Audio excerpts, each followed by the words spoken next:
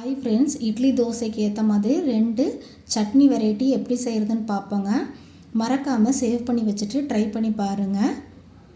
Taste அட்டகாசமாக இருக்குங்க.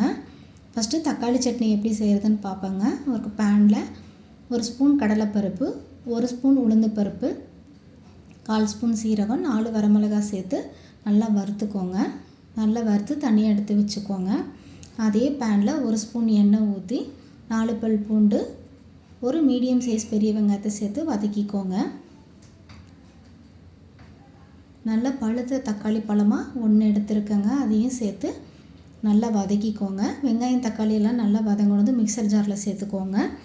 ஒரு சின்ன துண்டு புளி, தேவையான அளவு உப்பு சேர்த்து தண்ணி ஊற்றி நைஸாக அரைச்சி எடுத்துக்கோங்க. தாளிக்கிறதுக்கு கடுகு கருவேப்பிலை சேர்த்து தாளிச்சுக்கோங்க. அடுத்தது புதினா சட்னி எப்படி செய்கிறதுன்னு பார்ப்போங்க. இந்த மெத்தடில் ட்ரை பண்ணி பாருங்களேன். டேஸ்ட்டு செமையாக இருக்குங்க. அடிக்கடி செய்ய ஆரம்பிச்சிருவீங்க.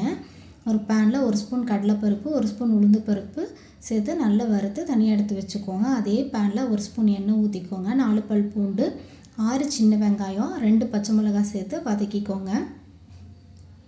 வெங்காயம் பச்சை மிளகாயெல்லாம் வதங்கினதும் ஒரு கைப்பிடி அளவுக்கு புதினா சேர்த்துக்கோங்க.